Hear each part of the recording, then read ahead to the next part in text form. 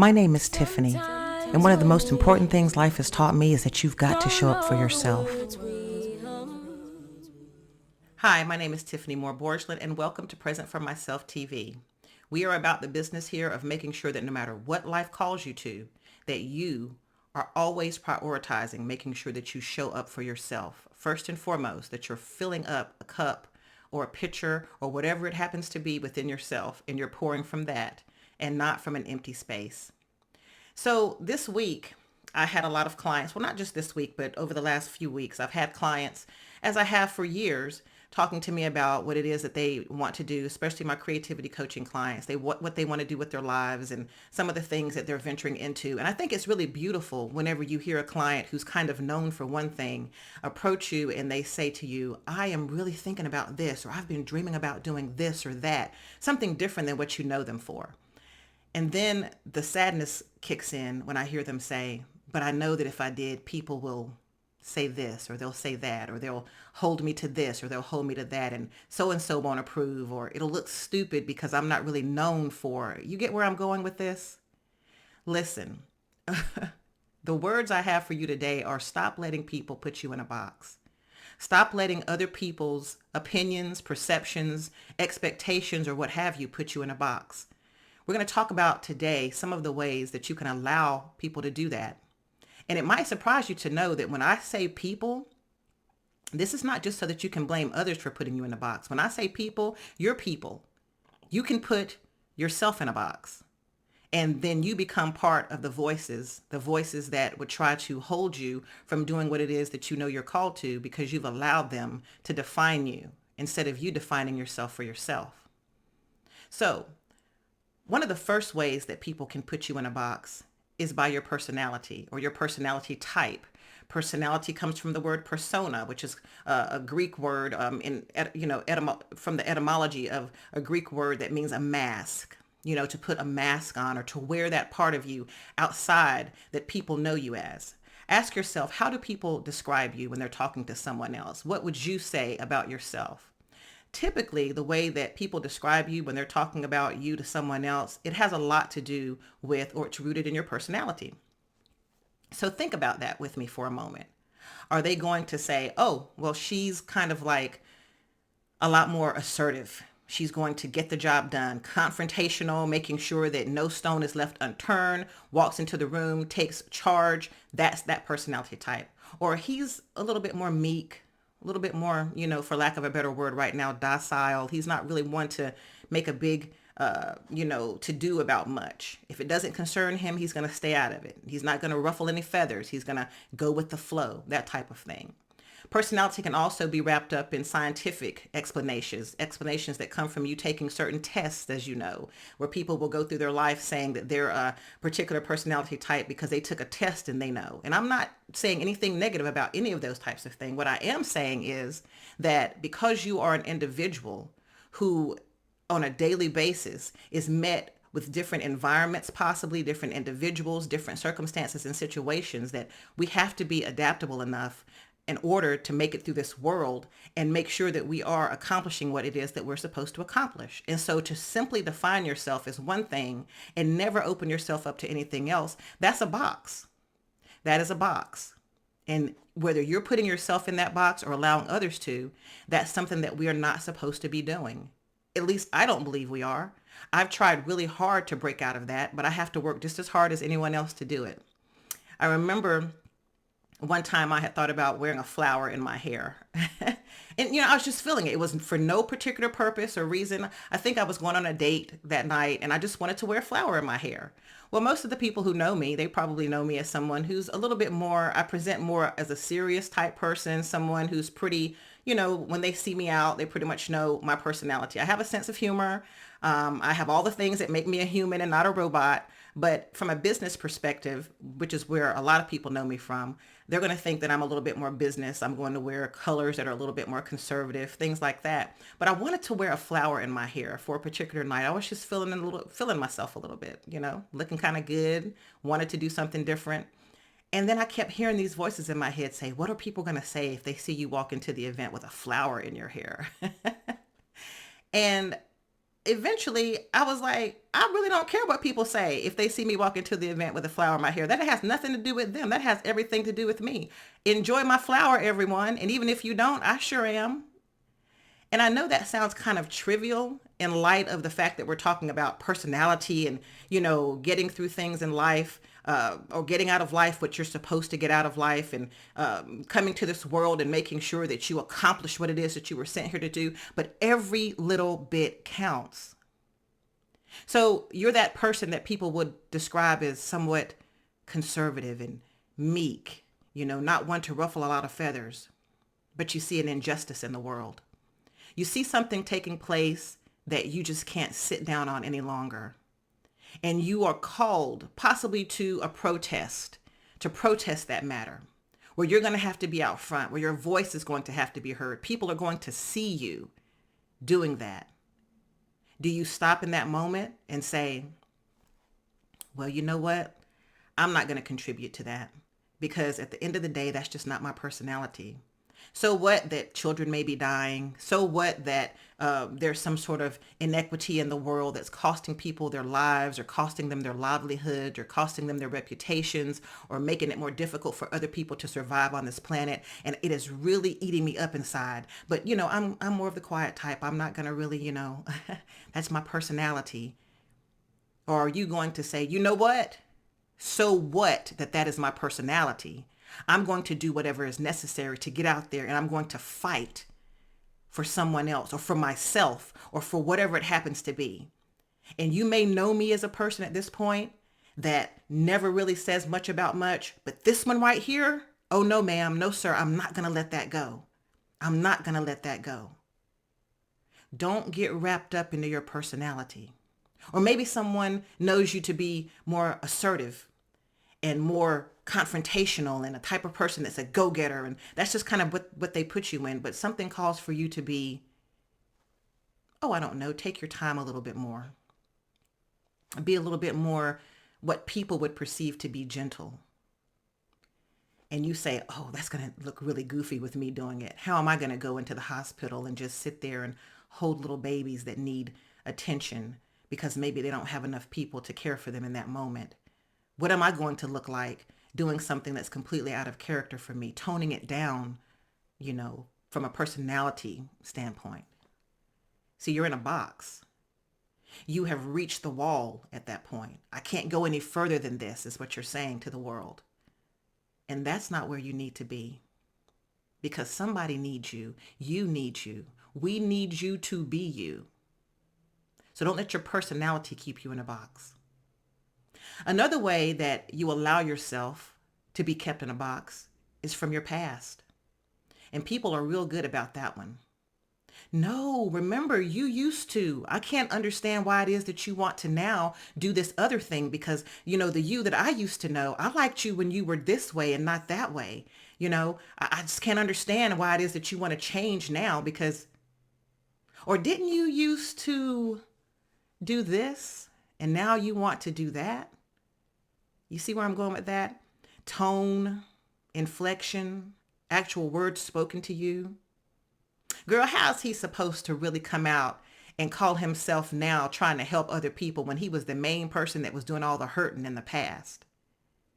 Or how is it that she thinks that she is able to now just leave and go and be a part of this organization or that organization, or start this type of a business, or go back to school when she was the main cut up back in the day, couldn't get anything done? I don't know. I don't see it lasting.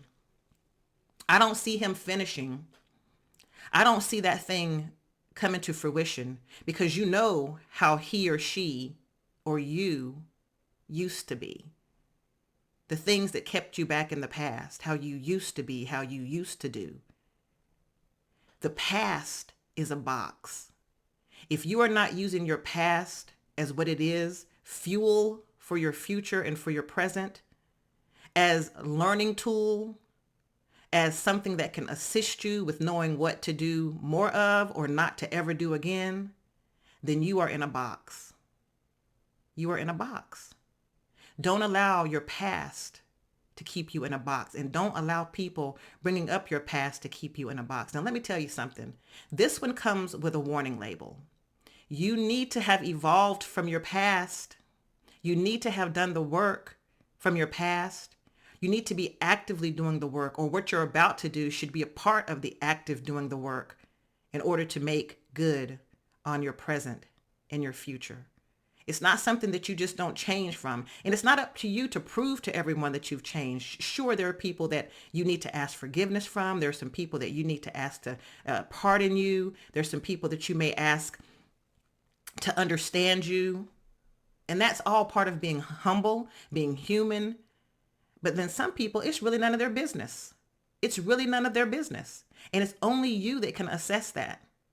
Is it their business? Did you hurt them personally? And in what position were you when it took place? Were you in your right mind? You know, there's so many things to assess with that. But overall, don't let your past be your box. Don't let them keep you in the box of your past. Don't let you keep you in the box of your past. Another thing that can keep you in a box is your position. Oh, but isn't he a police officer? Isn't he a pastor? Oh, I thought that you were a this or a that. Those people don't do that kind of thing. You know, how do you look? You're a football player and you want to take ballet. You want to open up a ballet school because you've been taken. Really? Do you really think that's best for you in your position with your status and what you do in this world? Or you're just a lowly. How are you aspiring to this position in life? How are you aspiring to that? Or this is not something that usually is indicative of the person that holds this position. But are you trying to affect change? Are you feeling some sort of pull to evolve? Now, don't get it twisted. There's certain rules and regulations that come with certain things, and we know that. You can't be, in a particular position and then be out here just acting all crazy if that's not what it's called for. You can't do certain things just because of the rules of what it is that you are, have signed up for. And that's understandable. I'm talking about not allowing yourself to be put in a position where you can't evolve, where you can't leave if you're not allowed to evolve. These are choices that you make. And for many of us, we've painted ourselves into a corner, or let's get back to what we were talking about, put ourselves in a box, or we've allowed other people to do that. You're a teacher. What are you talking about? You want to do hip hop music? Come on, seriously? There are some artists out there who I'm glad they left their teaching positions because they bring me joy and healing through their work because they decided this is what I'm called to now. There's some people who used to bring joy and healing through their work on public platforms who now they're teaching somewhere, maybe in a private school or in a setting that you can't see them as well, but they're affecting change and they're making a difference in the life of someone. See, it's not about your position. It's about what you have been called to. It's about your evolution as a human being. It's about your willingness to step up and step out, to step out of your personality, to step out of your past, to step out of your position, to do what it is that you're called to do. Period. Now, I said period, but that's not the last thing. got a little excited. The last thing that can keep you from a place of leaving the box that you've been put in, that you've allowed yourself to be put in, or that you allow others to put you in, is your people. Who are your people? Your family, your friends, your lover, your spouse, your children. Who are your people? The people who you allow to have an impact on your life, to speak into your life, the people that you are with. People say, oh yeah, you hang with so-and-so and them. So how is it that you're able to now want to be able to do this? We know what that group is about. Now listen, and listen good. There's sometimes you have to cut some people off in order to evolve, in order to move past what it is that you're known for and to do what you're wanting to do. I remember watching Billy Blanks. And I remember him saying how he wanted to, at some point, take a martial art when he was younger. But his family couldn't afford to put him in that martial art. So he just kind of pined for the opportunity to do so, but it wasn't readily available in the community that he was raised in. And because of his financial situation, he couldn't do it. And one day, someone moved into the community who wanted to teach the young people in his community about martial arts. And he hung out with his little group, his little crew of young guys. And he was probably, I think, 10 or 11. You know, you can check that out on your own. And he was approached by this person, and the little group of young men were approached, and the guy said, "Do y'all want to take this martial art?" And Billy Blanks trying to be cool with his friends. Everybody's like, "Nah, you know, I ain't trying to take no martial art, whatever, whatever." But in his heart, he knew that's what he had wanted to do, and he walked away with all of his little friends, and then he came back by himself. Oh, that's powerful. By himself, for himself. He came back at that young age and he said, you know, ma'am, sir, whoever it was that wanted to teach him, you know, earlier I said I didn't want this, but I do. I want to take this martial art. And then he takes you through the story of how he went on to learn that martial art and learned more and more and more. And he eventually created Taibo, which to this day, I believe is still one of the most popular exercise videos or movements that has ever taken place in the history of exercise movements. But he went back and he said, I'm not going to let my people. And yeah, he was young. He was little. I know, peer pressure, young guys, but grown folks do that too. And you know you do it. You know you have done it. So stop it. Stop it. For yourself, determine what it is that you want to do. For yourself, determine how far you want to go, how high you want to fly. The sky is not the limit when you are connected to what it is that you're supposed to be doing in this world.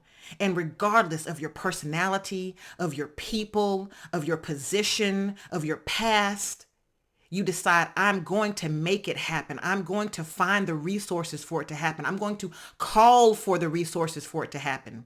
And I'm going to not allow people to put me in a box. Yes, what you see before you may be the persona that I have presented.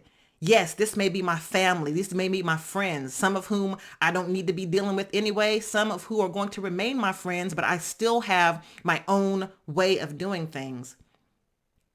Yes, that might be my past, but I need you to know it's the past for a reason.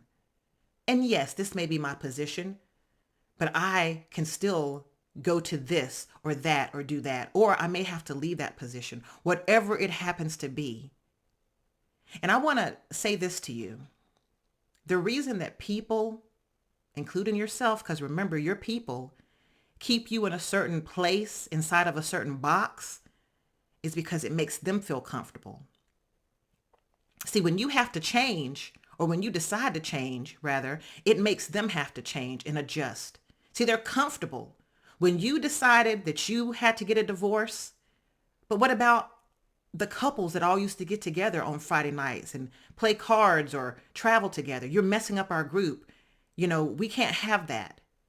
When you decided you wanted to move away, but what about me? What about my feelings? See, that's what we do. Think about it for yourself. You've done it to other people. Maybe not overtly, maybe not even ever mentioning it to them. But what we say to other people? Oh my gosh, I can't believe you're breaking up the group. I can't believe you're changing the dynamic. I can't believe you're forcing me to adjust.